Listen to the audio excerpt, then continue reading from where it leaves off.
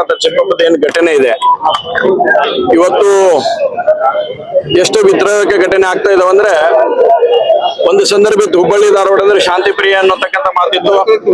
ಇಲ್ಲಿ ಇರ್ತಕ್ಕಂಥ ಎಲ್ಲಾ ವ್ಯಾಪಾರಸ್ಥರು ಬಹಳ ಆರಾಮದಿಂದ ನಿಶ್ಚಿಂತೆಯಿಂದ ವ್ಯಾಪಾರ ಮಾಡ್ತಾರ ಅಂತಕ್ಕಂಥ ಮಾತುಗಳು ಕೇಳಿ ಬರ್ತಾ ಇದ್ವು. ಎಲ್ಲರೂ ಕೂಡ ನೆಮ್ಮದಿಯಿಂದ ಇರ್ತಕ್ಕಂಥ ವಾತಾವರಣ ಇತ್ತು. ಅನೇಕ ಲೇವಾದೇವಿ ವ್ಯವಹಾರಗಳಾದ್ರೂ ಕೂಡ ಈ ರೀತಿಯಾಗಿರ್ತಕ್ಕಂಥ ಸಮಸ್ಯೆಗಳು ಎಂದು ಎಲ್ಲಿನೂ ಕೂಡ ಬರ್ತಿದ್ದಿಲ್ಲ.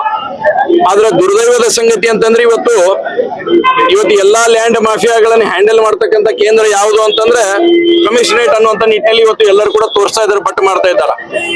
ಅಲ್ಲಿರ್ತಕ್ಕಂಥ ಸಿಸಿಬಿ ಅಧಿಕಾರಿಗಳು ಕೂಡ ಇವತ್ತು ನನ್ನ ಕಡೆನೇ ಒಂದ್ 2-3 ಕೇಸ್ಗಳು ಬಂದಿದ್ದು. ಇಲ್ರಿ ನಮಗ್ ಸಿಸಿಬಿ ಅವ್ರು ಕರೆದ ಧಮಕಿ ಕೊಡ್ತಾರಿ ನಮ್ಗೆ ಅಂತಂದೇಳಿ ನಾನು ಕೇಳಿದೆ, ಯಾಕೆ ಏನಾಗೈತಿ ಏನ್ ಪ್ರಾಬ್ಲಮ್ ಅಂತ ಕೇಳಿದಾಗೂ ಕೂಡ ಇಲ್ಲ ನಮ್ಗೆ ಇನ್ಸ್ಟ್ರಕ್ಷನ್ ಐತಿ ಅಂತೇಳಿ ನಾನು ಯಾವಾಗ ಅವ್ರಿಗೆ ಫೋನ್ನಾಗ ನೇರವಾಗಿ ಮಾತಾಡಿದ ಮೇಲೆ ಅವ್ರು ಖರೀದನ್ನ ಬಂದ್ ಮಾಡಿದಂತ ಕೆಲಸಗಳು ಕೂಡ ಇದ್ದಾವೆ.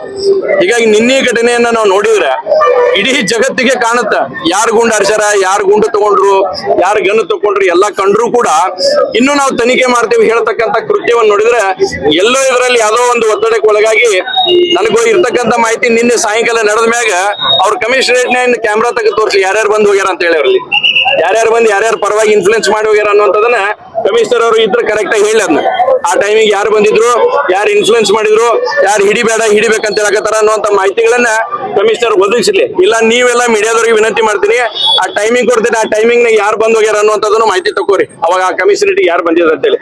ಅಂದ್ರೆ ಇವತ್ತು ಗುಂಡಾಗಳನ್ನ ಮುಂದಿಟ್ಕೊಂಡು ಇವತ್ತು ಫೈರಿಂಗ್ ಮಾಡಿ ಈ ರೀತಿಯಾಗಿರ್ತಕ್ಕಂಥ ಸಮಸ್ಯೆಗಳನ್ನ ತಂದು ನೋಡಿದ್ರೆ ಇದು ಬಹಳ ಹೇಯವಾಗಿರ್ತಕ್ಕಂಥ ಕೃತ್ಯ ಅಂತ ಹೇಳ್ತಿದ್ದೇವೆ.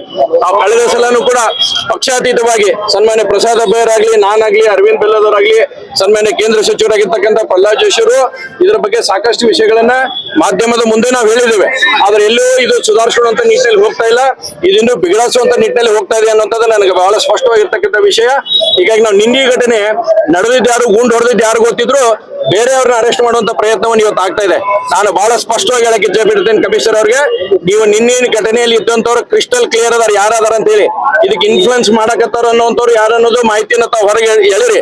ಇಲ್ಲ ಅಂತಂದ್ರೆ ನಾವ್ ಹೇಳೋದು ಕೊಟ್ಮೇಲೆ ನಿಮ್ದೇನು ಉಳಿಯಂಗಿಲ್ಲ ಅನ್ನೋಂಥದ್ರೆ ಬಹಳ ಸ್ಪಷ್ಟವಾಗಿ ಹೇಳಕ್ಕೆ ಇಚ್ಛೆ ಬಿಡ್ತೇನೆ.